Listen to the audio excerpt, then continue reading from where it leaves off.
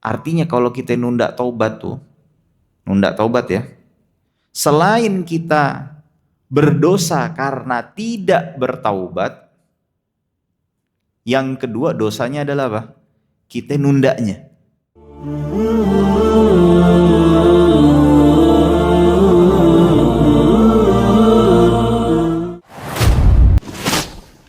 Assalamualaikum warahmatullahi wabarakatuh. Bismillahirrahmanirrahim. Alhamdulillahi rabbil alamin.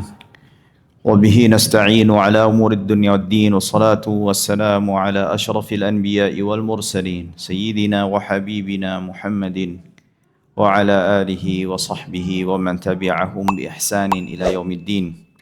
Allahumma 'allimna ma yanfa'una wanfa'na bima 'allamtana wa zidna 'ilman wa ikhlasan wa amalan wa adaban yanfa'una wa alhiqna bi'ibadika salihin. Jamaah sekalian, jamaah salat maghrib Masjid Abdullah Nur yang semoga selalu diberkahi, dilindungi serta dimuliakan oleh Allah Subhanahu wa taala. Pertama-tama kita panjatkan puja dan puji serta syukur kita kehadirat Allah Subhanahu wa taala atas segala limpahan nikmat, karunia serta anugerah yang Allah Subhanahu wa taala tiada hentinya untuk diberikan kepada kita semua. Karena kalau kita enggak bersyukur kepada Allah Subhanahu wa taala, nikmat yang Allah Subhanahu wa taala berikan kepada kita itu bukan jadi anugerah, tapi jadi bencana. Dengan kita bersyukur, selain nikmat itu menjadi anugerah, juga nanti Allah Subhanahu wa taala akan memberikan nikmat tersebut menjadi berlipat ganda dan dikembangkan oleh Allah Subhanahu wa taala. Salawat juga teriring salam tak lupa untuk juga kita persembahkan, haturkan kepada suri tauladan kita Nabi kita Muhammad sallallahu alaihi wasallam beserta keluarganya, kerabatnya, sahabatnya dan pengikutnya yang setia hingga akhir zaman. Jamaah sekalian, kita akan membacakan satu fasal ya, atau menjelaskan satu permasalahan yang di dalam kitab Mau'izatul Mu'minin ini disebut Kitabut Taubah, tentang permasalahan taubat. Taubat ini merupakan sebuah perkara yang sangat penting ya. Setiap dari kita selama masih hidup di dunia, selama masih diberikan oleh Allah Subhanahu wa taala nafas di dunia ini, kita tidak pernah terlepas sedetik pun dari yang namanya bertaubat, minta ampun kepada Allah Subhanahu wa taala. Karena kita manusia itu ya adalah manusia atau makhluk yang dipenuhi dengan kekurangan, diciptakan oleh Allah Subhanahu wa taala dengan penuh kelemahan. Lemah dalam segala sisinya. Nggak ada tuh ceritanya manusia itu kuat ya, kuat dalam artian sebenar-benarnya makna yang disebut sebagai kuat. Kalaupun ada yang kuat itu artinya kuat di antara yang lemah gitu. Jadi kuat di antara yang lemah. Karena memang manusia ini diciptakan oleh Allah Subhanahu wa taala itu dipenuhi dengan kekurangan, dipenuhi dengan kelemahan. Sehingga kelemahan itu juga bisa memberikan pengaruh dalam kita menjalani kehidupan dan juga di dalam kita berinteraksi, beribadah kepada Allah Subhanahu wa taala. Sehingga sebaik apapun ya, seberusaha apapun kita melakukan ibadah pendekatan diri kepada Allah, itu tidak akan mungkin kita melaksanakan sebagaimana mestinya yang Allah Subhanahu wa taala perintahkan kepada kita. Disinilah kalau kita memahami makna ini, kita tahu rahasia dan urgensinya kita senantiasa bertaubat kepada Allah Subhanahu wa taala. Nah, pertanyaannya taubat itu apa sih? Taubat itu adalah satu kondisi ya yang disebutkan oleh Imam Al-Ghazali itu yang mengumpulkan atau satu kata yang mengumpulkan tiga kondisi, lebih tepatnya begitu. Satu kata yang mengumpulkan tiga kondisi. Yang pertama ada ilmun, pengetahuan. Yang kedua adalah halun, yang ketiga adalah yang kedua adalah kondisi. Yang ketiga adalah fi'lun, perbuatan. Maksudnya bagaimana itu? Ilmun itu adalah ketika seseorang menyadari dan mengetahui akan bahayanya, besarnya dampak yang ditimbulkan daripada dosa yang kita kerjakan. Bukan hanya dosa saja, sekali lagi harus dipahami, kelalaian yang kita lakukan itu mendorong kita untuk menjadikan kondisi kita itu senantiasa merasakan penyesalan. Ya, itu akhirnya mendorong untuk apa? Masuk ke dalam fase yang kedua, hal, kondisi. Kondisinya itu artinya apa? Senantiasa terbersit di dalam pikiran dan hati kita ini, waduh kita ini ibadahnya nggak beres-beres amat gitu kan. Atau kita ini masih banyak melakukan hal-hal yang sifatnya kategorinya maksiat. Atau kategorinya itu melanggar perintahnya Allah, melakukan hal yang dilarang. Nah, kondisi ketika kita mendapati penyesalan itulah yang disebut sebagai apa? Hal. Nah, ini adalah kondisi yang kedua dari kata taubat. Lalu yang selanjutnya adalah apa namanya? Sehingga melahirkan sebuah yang namanya perbuatan. Ketika kondisinya seperti itu sadar, oh ini saya salah. Karena ada orang yang melakukan salah tapi nggak sadar kan? Ada yang nggak sadar kan? Itu sebabnya kenapa? Dia nggak punya ilmunya. Kalau dia punya ilmu salah, dia akan apa namanya istilahnya itu menjadikan dirinya itu siap untuk berbuat yang sifatnya sebagai perbuatan perubahan dan perbaikan di dalam dirinya. Nah, sehingga kalau orang tersebut dalam kondisi dia udah tahu nih salah, terus dia sudah menyesal, langsung terbersit penyesalan, rasa takut kepada Allah Subhanahu wa taala. Di tengah dia melakukan taubat, dilakukan di tengah dia melakukan perbuatan dosa, kira-kira apa yang dikerjain sama dia? Langsung ditinggalin. Ya. Ini yang mendorong hal tadi kepada sebuah action perbuatan. Ya.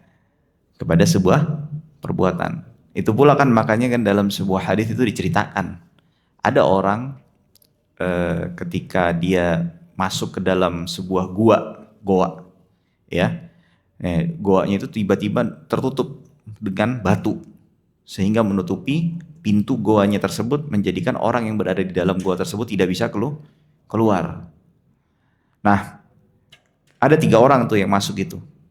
Masing-masing dari mereka atau salah seorang dari mereka mengatakan, oh kalau udah kondisi kayak gini, mau tidak mau kita serahkan kepada Allah Subhanahu wa taala. Nah, terus caranya bagaimana? Ya kita berdoa. Kita berdoa. Berdoanya bagaimana? Kita lakukan, kalau bahasa kita ini transaksi sama Allah. Transaksi sama Allah. Maksudnya kita ingat pahala atau amal kebaikan kita nih yang kira-kira bisa ditukar nih. Apa nih? Yang ya Allah nih saya pernah gini, saya pernah gitu, saya pernah seperti itu gitu ya. Nah, akhirnya salah seorang di antara mereka itu mengingat ya dirinya itu pernah menghutangi sepupu perempuannya. Menghutangi sepupu perempuannya. Yang notabene orang ini kalau bahasa kita santainya naksir sama sepupu perempuannya ini. Nah, ketika dia sudah mengutangi sampai tiba masa tempo pembayarannya, qadarullah nih sepupu perempuannya memang kondisinya lagi sulit. Dia tidak bisa untuk apa? Membayarnya. Ya. Sampai akhirnya muncullah pikiran-pikiran negatif di benak orang ini. Wah, ini kesempatan nih, kayak gitulah. Akhirnya dia bilang, ya sudah kamu saya bebaskan dari hutang itu, saya anggap lunas tapi ada syaratnya. Syaratnya apa? Dia mau melakukan perbuatan zina. Baik. Sampai akhirnya perempuan tersebut mau tidak memiliki pilihan karena terdesaknya kondisi, mengiyakan ya syarat daripada atau menyepakati syarat yang disampaikan sepupunya tadi laki-laki. Singkat cerita akhirnya ketika mau berbuat, sepupu perempuannya ini langsung ngomong apa? Hendaknya engkau takut kepada Allah Subhanahu wa taala yang siksaannya amatlah pedih. Wah, langsung begitu dia dengar itu, ya kan? Lihat dikasih ilmu, siksaannya Allah pedih. Dia ilmunya tersebut membuat sebuah program di pikirannya, kondisi rasa takut saat itu. Itu yang namanya hal. Ya. Begitu halnya muncul, halnya tersebut mendorong dia untuk melakukan sebuah perbuatan action. Apa? Dia tinggalin. Seketika itu juga lah siapa? Sepupu perempuan tersebut ditinggalkan oleh sepupunya yang laki-laki ini yang memberikan hutang, sembari mengatakan hutangmu telah aku anggap lunas dan aku tidak jadi untuk melakukan apa yang tadi sudah hendak kita lakukan. Pergilah, ditinggalin tuh sepupu perempuannya tadi. Nah, itulah yang dinamakan sebagai apa? Namanya taubat. Nah, hal tadi bukan hanya sekedar melahirkan perbuatan di saat kita sedang apa? Melakukan maksiat saja, ya. Tetapi juga melahirkan yang namanya tekad. Namanya tekad untuk tidak mau mengulangi kalau memang dulunya sempat ngerjain perbuatan maksiat tadi. Dan melahirkan sebuah komitmen di masa yang akan datang untuk tidak mengulanginya, bahkan memperbaikinya. Bukan hanya sekedar tidak mengulanginya, tapi memperbaikinya. Jadi taubat yang terbaik, taubat yang paripurna itu selain mengumpulkan 3 kondisi tersebut, tetapi bagian yang kondisi ketiganya tadi, ya, yang fiilnya tadi, perbuatannya tersebut, bukan hanya sekedar dia nggak ngerjain lagi. Misalnya dia makan riba, misalnya dia nggak makan riba lagi, bukan itu aja. Tapi justru misalnya dia lunasin tuh utang-utangnya yang riba itu, terus dia niat, ya Allah penghasilan saya sekian persen misalnya gitu ya. Ini saya buat infakkan, misalnya buat pelajar-pelajar penghafal Quran, untuk donasi fakir miskin, membantu orang-orang kesulitan.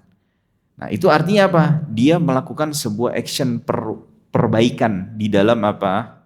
Kualitas hidupnya dan perbuatan di dalam hidupnya.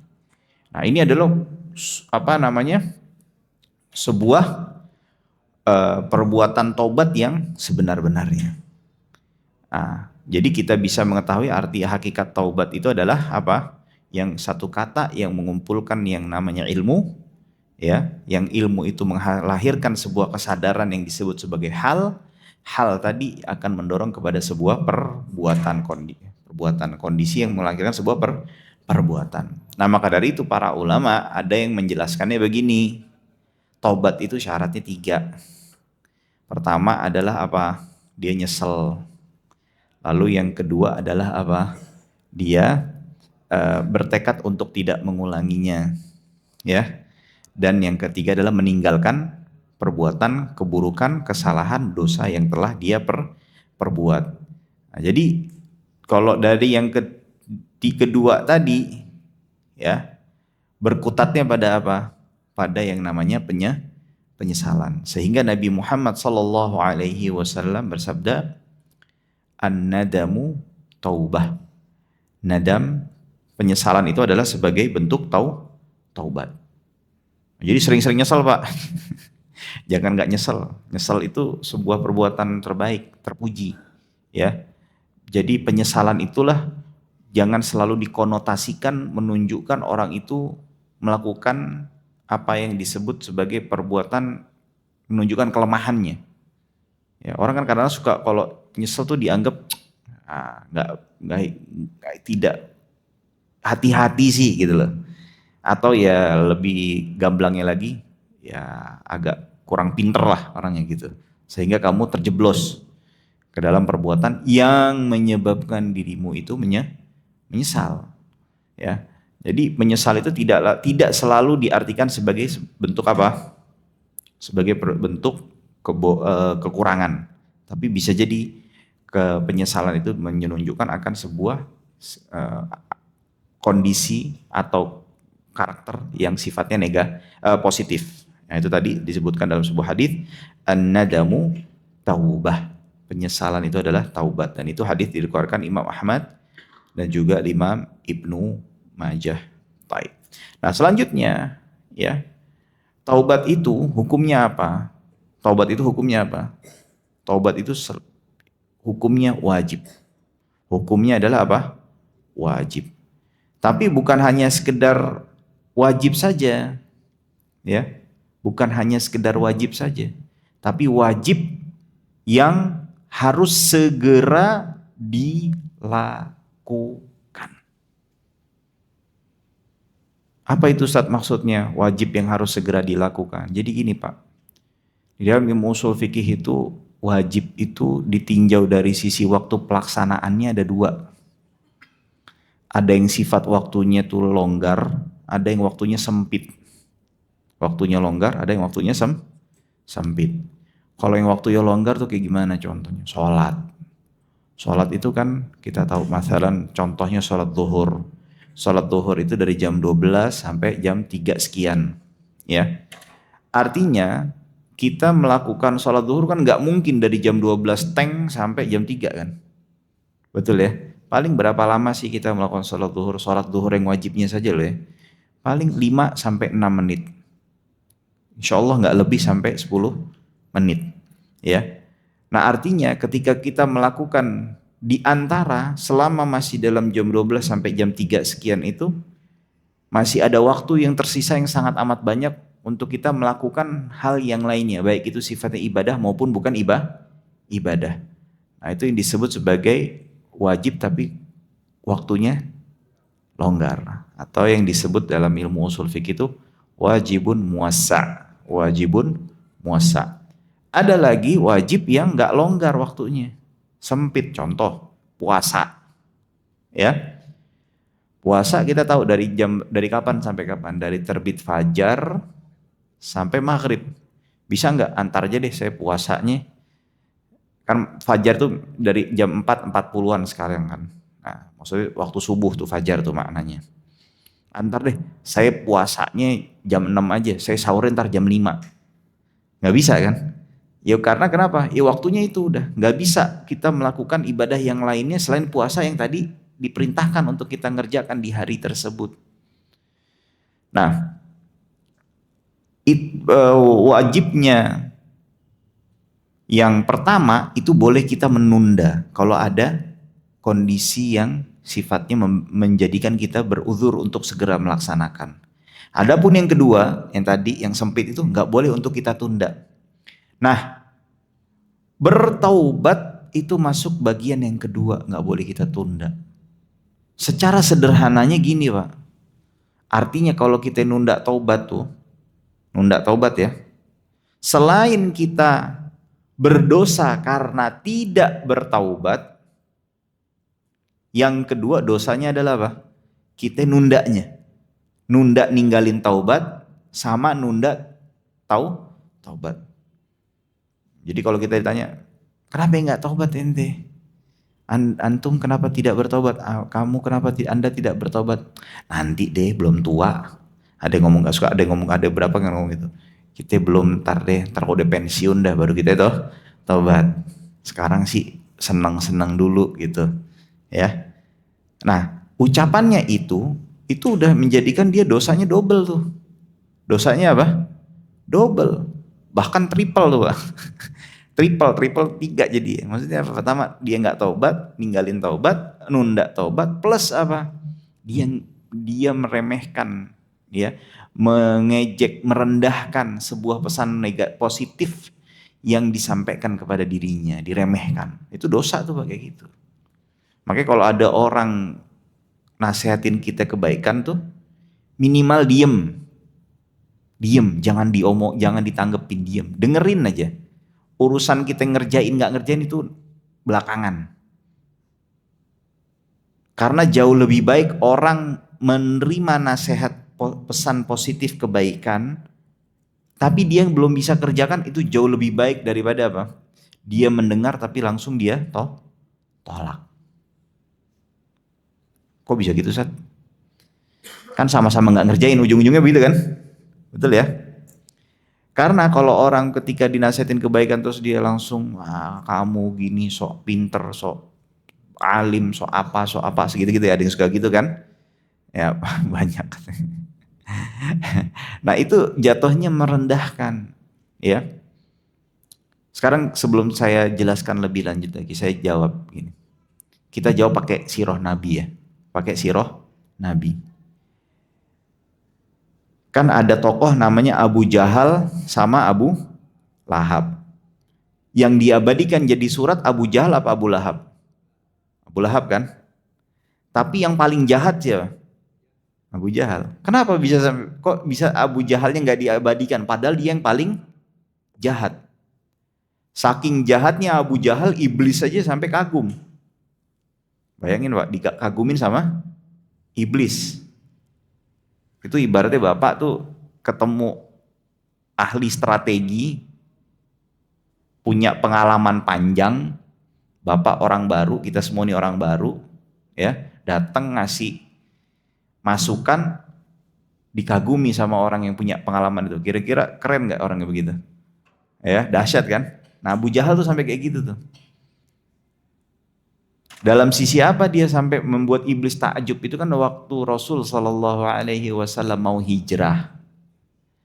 Kan orang Quraisy itu pada kelimpungan, kebingungan tuh. Waduh, ini gimana nih kalau sampai dia keluar kota Mekah, dia bakal dapat pengikut baru, bakal jadi semakin kuat.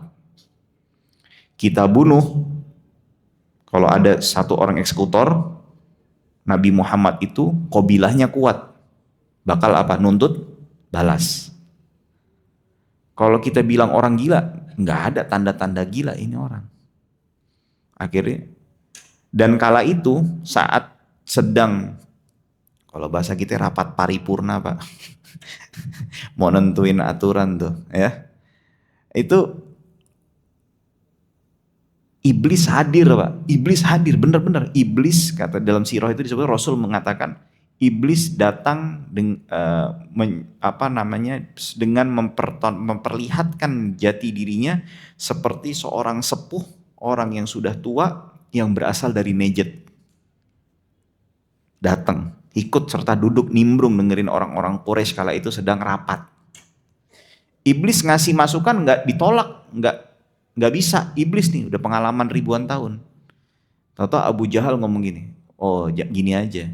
Kita panggil setiap qabilah untuk mengirimkan perwakilan. Mengirimkan perwakilan. Jadi ada 10 qabilah, 20 qabilah, entah berapalah. Pokoknya kirimkan perwakilan satu. Kita minta setiap qabilah tersebut ketika mengeksekusi Muhammad untuk membunuh setiap dari qabilah tersebut. Artinya apa? Kalau Rasulullah meninggal, qabilahnya Rasulullah itu akan berhadapan dengan siapa? Semua itu. Iblis ketika dengar itu matanya terbelalak sampai, wah, dahsyat ini orang ini, ya. Tapi pertanyaannya, kok Abu Jahal nggak ada surat Abu Jahal? Kok adanya surat Abu Lahab? Kenapa bisa begitu? Nah, karena begini Pak. Ketika Rasul sallallahu alaihi wasallam diturunkan kepada beliau ayat wa anzir ashiratakal aqrabin, dan berikanlah peringatan kepada keluarga terdekat kalian. Terdekatmu. Kita tahu Abu Lahab itu siapa? Pamannya Nabi Muhammad sallallahu alaihi wasallam, pamannya Rasulullah. Saudara dari ayahnya Nabi Muhammad sallallahu alaihi wasallam. Ayat tadi selain perintah kepada Rasul sallallahu alaihi wasallam untuk memberikan peringatan, mendakwahkan keluarganya dulu, itu secara bersamaan sebagai bentuk perintah untuk mengumumkan dakwahnya Rasulullah secara terang-terangan. Ya.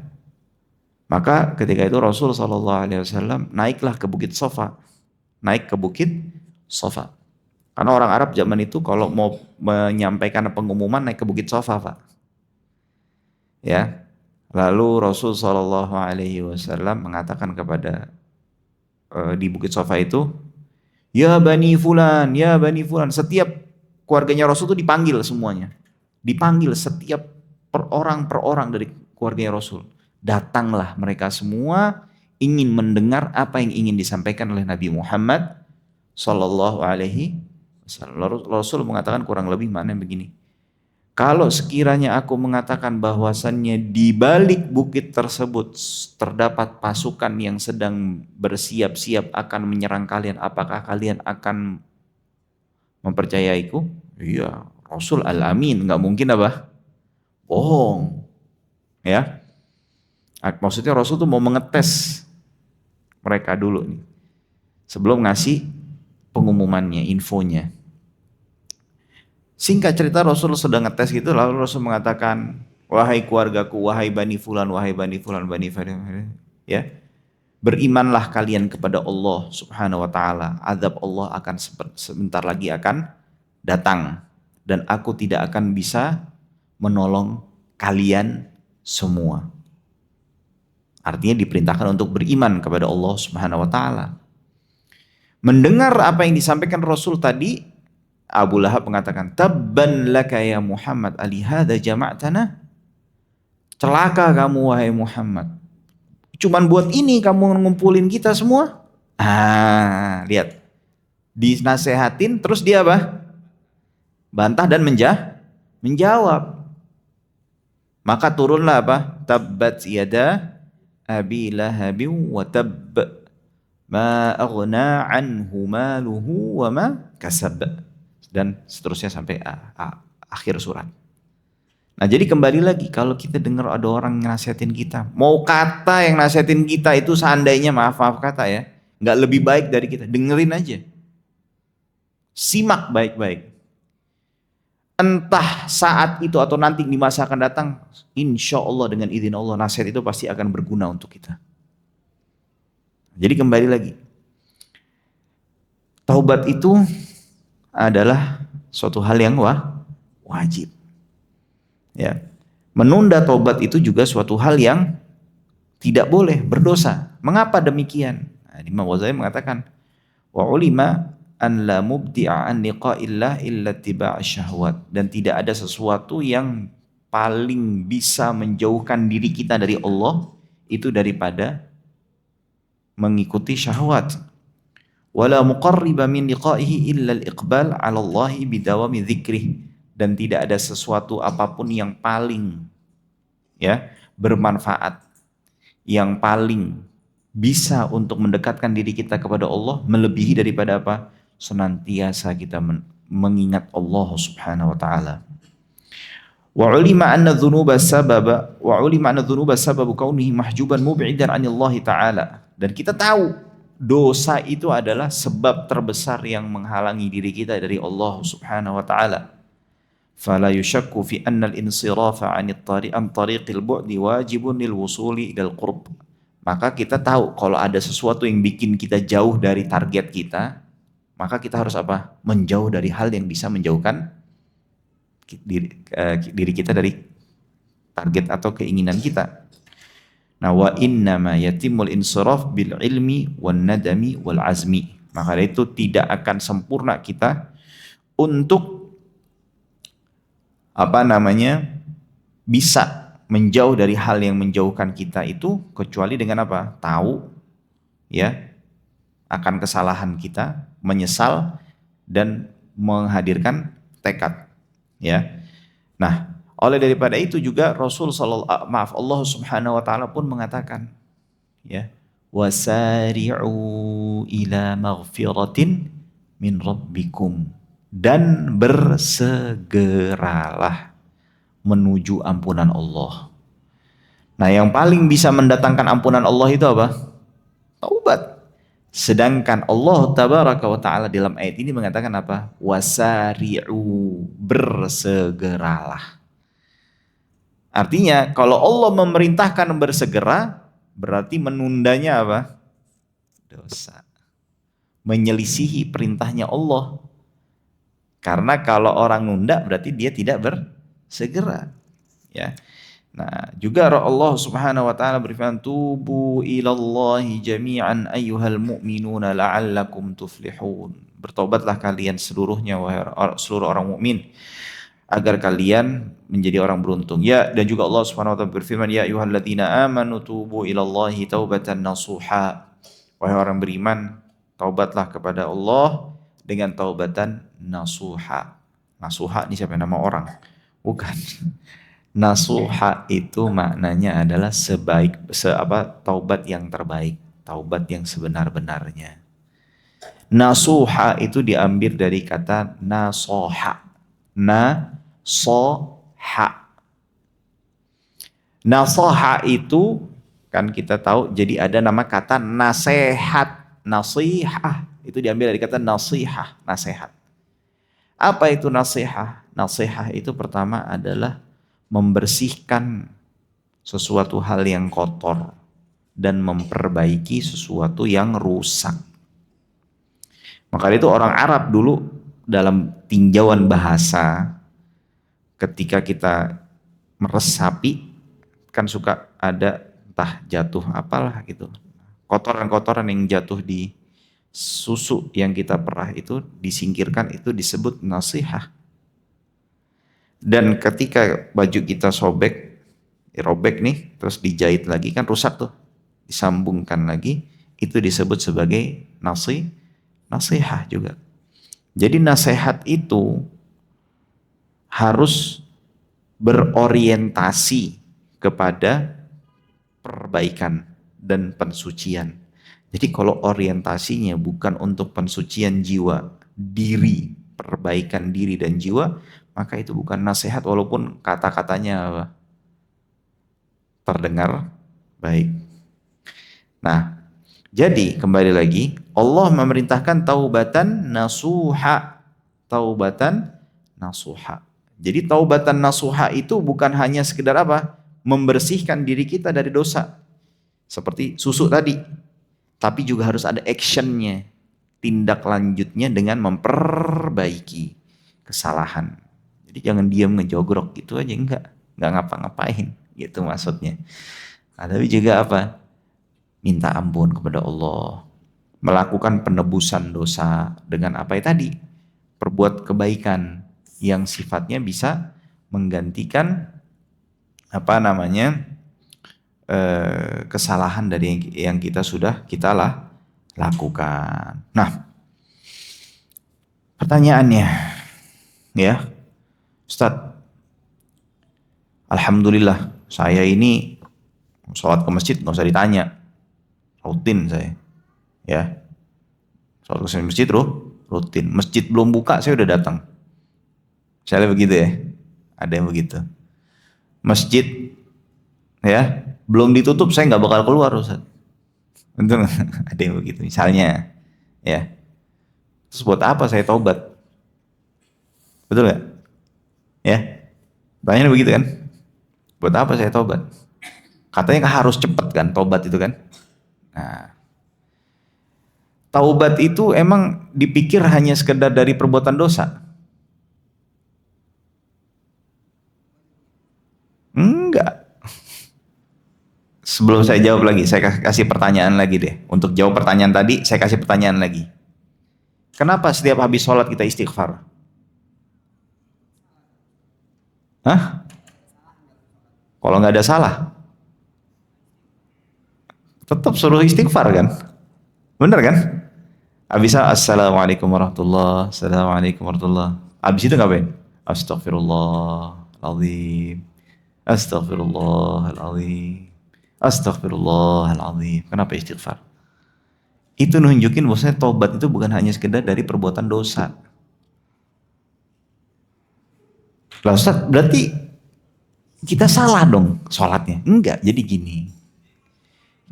Tadi kan kalau mau jawab ini nih di korelasi yang pertama tuh. Tadi saya ngomong manusia itu apa? Lemah. Bener kan? Bukan manusia yang kuat. Kelemahan kita ini menjadikan kita dalam mengerjakan sesuatu itu nggak mungkin bisa sempurna. Sehingga ketika kita melakukan ibadah sekalipun pasti ada kekurangan di sana dan di sininya. Nah, sekarang pertanyaannya begini. Saya kasih analogi ke Bapak Ibu sekalian.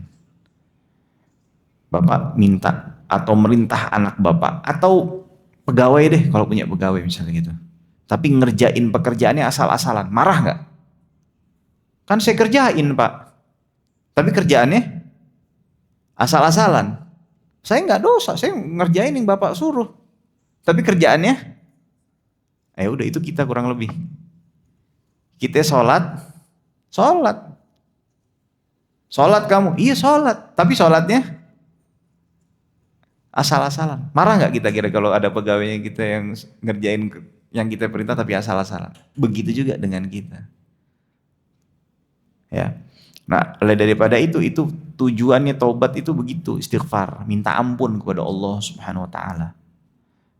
Tujuannya kita istighfar setelah sholat agar kekurangan yang tadi yang terjadi dalam sholat yang kita kerjakan itu bisa tertutupi dengan istighfar kita. Oleh daripada itu dalam sebuah hadis Rasul mengatakan kan gini,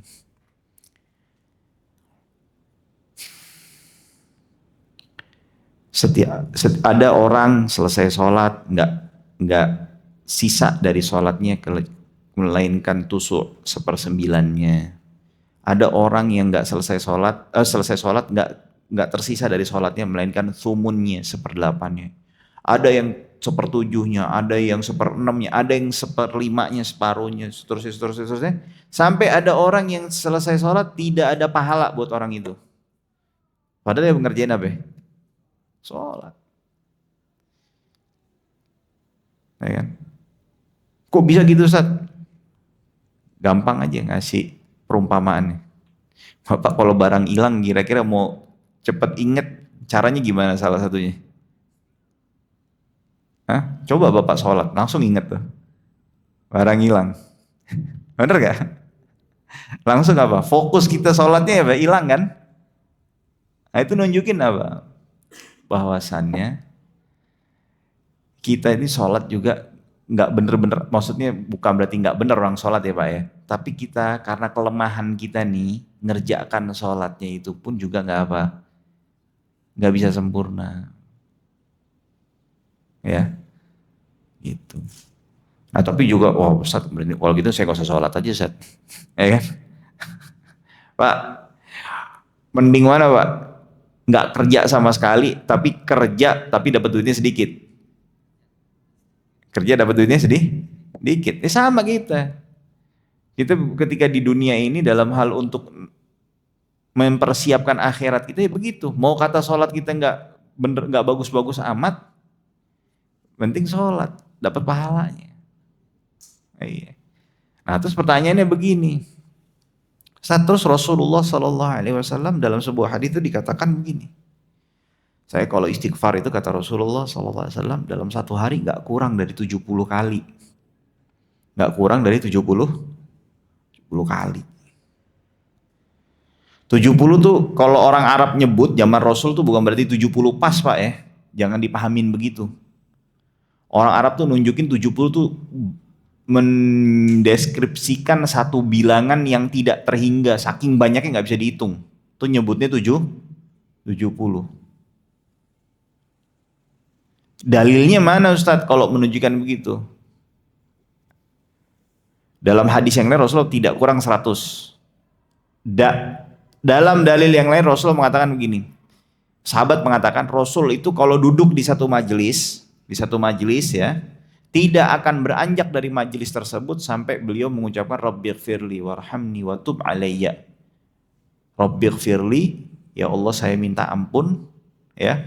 Terima taubat saya, warhamni, rahmati saya, dan terima taubatnya saya. Itu artinya apa? Minta ampun dan juga taubat. Setiap majelis tidak kurang 100 kali. Nah Rasul SAW satu hari itu bisa hadir berapa majelis kira-kira?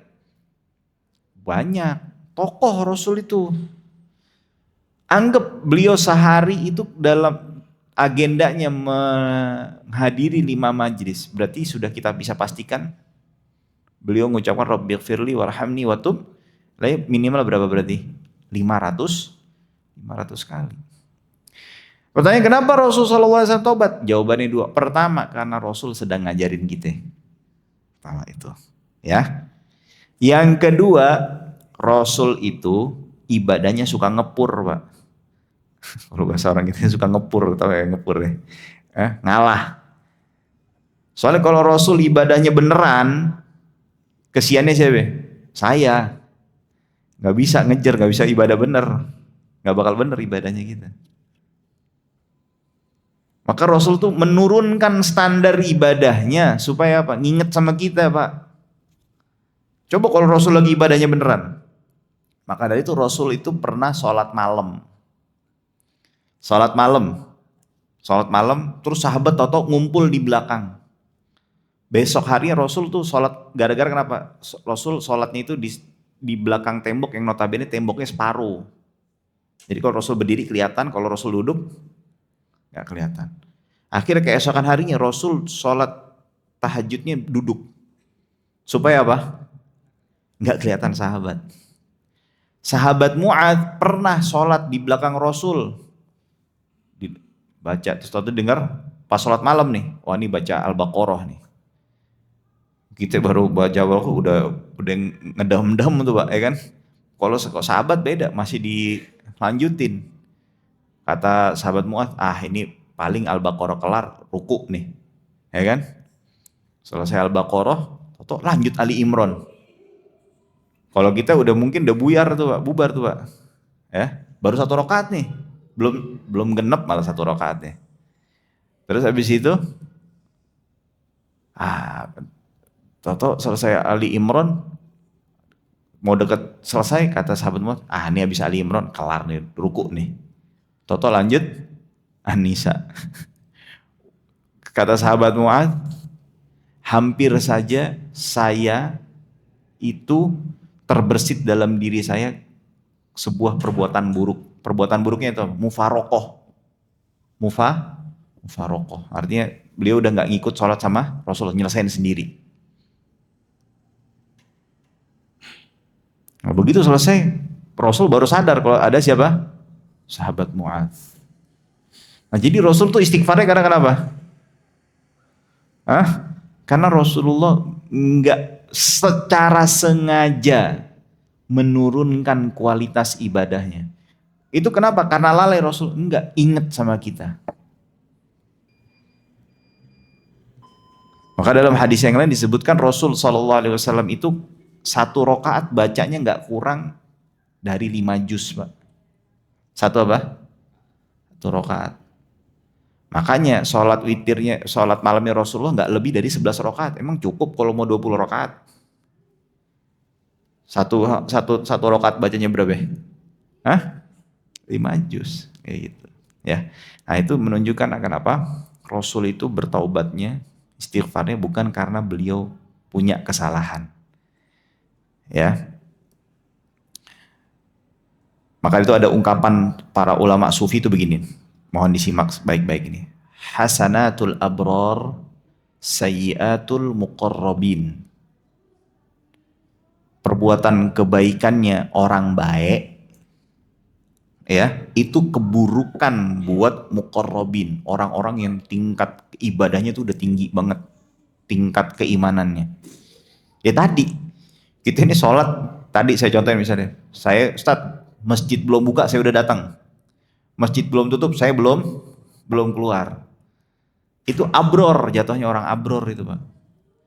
Buat Rasul atau yang sahabat deh, itu tingkatan muqarrabin, beda ibadahnya. Rasul tahu, saya kalau sholatnya bener-bener kayak saya, kesian nih yang abror tadi nih. Akhirnya bisa patah dia.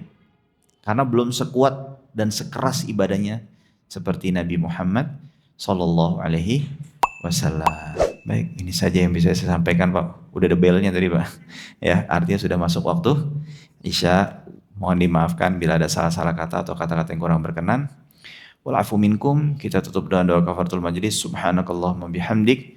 Asyhadu an la ilaha illa anta nastaghfiruka wa natubu ilaik. Walhamdulillahi rabbil alamin. Assalamualaikum warahmatullahi wabarakatuh.